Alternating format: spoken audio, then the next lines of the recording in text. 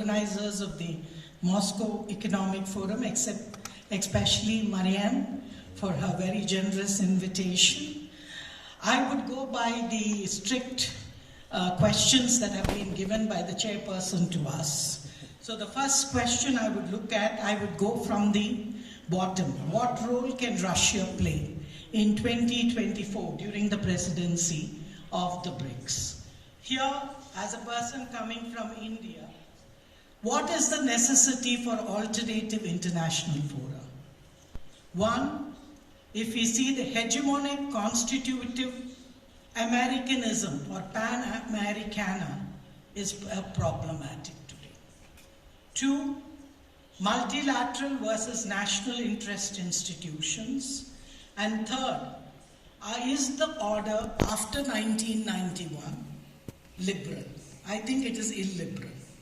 And after 2001, and especially after 2017, there has been multipolarity with three major players of China, Russia, and the United States of America. So if we look at it, I just want to go why Russia becomes important. I have two stories that define this multipolarity. The one, first, both different perspectives. One, the Goldman Sachs, Jim O'Neill story of global governance, world capitalist system, and the decaying Bretton Woods system. The second system, or the second, is the perspective given by Primakov, the former foreign minister of Russia in 1999, of calling for counterbalance. This is very much in keeping with the Russian, the Soviet thought of wake up and shake up.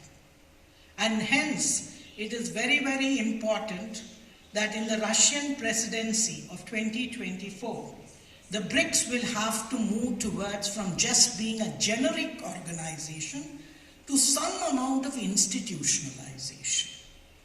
The second question I would like to address is, should the membership be given to all who apply for it? I would say go ahead with a bit of caution. Why? It should not end up like the non-aligned movement, which ended up as a debating club. So here, why? Because consensus is needed among those who have joined, and because there are contradictions among us as members, as well as conflict.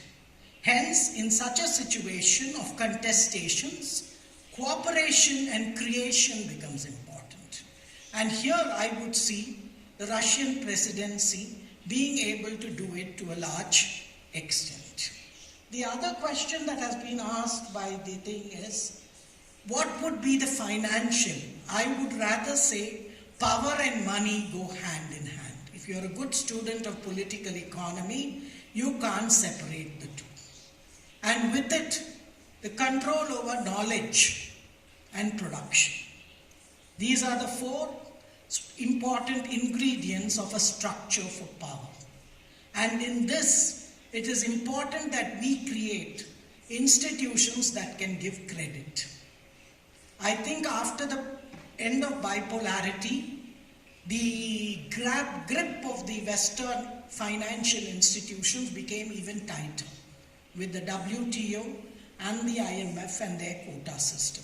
Can we create alternative institutions? And if so, what would be the principles on which we will do it? Will it be through consensus, and how will it be done? I also want to bring in here that most of the members of BRICS are also members of other organizations.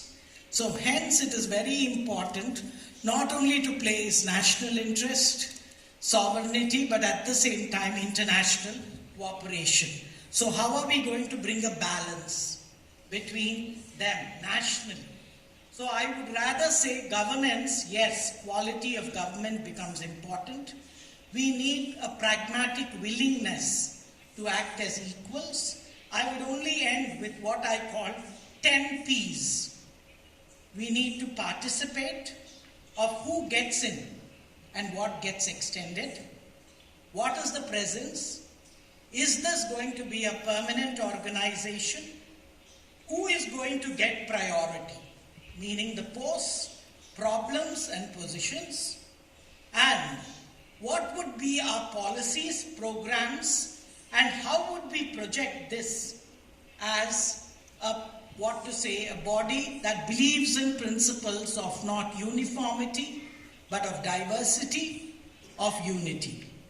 Unity in diversity, where all members get or feel that they're part of it. So are we going to move from a Euro-Atlantic order to an Indo-Pacific and Euro-Asian order? So the question is, how do we want to identify ourselves? We are at a very critical transformatory phase, and this is an extremely welcome organization, because it is an organization where you have in the long run countries like Russia, China, which is one of the global economic powerhouses. You have Brazil with its valuable geometry. India, we have pragmatic willingness. And then you have South Africa, Egypt, Iran, and as well as the UAE. Saudi Arabia is yet to join. But how are we going to go ahead? So this is another issue that we will have to come together. And can our currency be discussed? Will we have a single currency or multiple currencies? What would be the international currency? This will be another area where we may have differences. So finally, I would end saying that the BRICS Plus is a much needed organization, especially for the countries of the global south. And we look up to both Russia and China, as well as Brazil and other countries, as well as India, to bring us together. Thank you so much.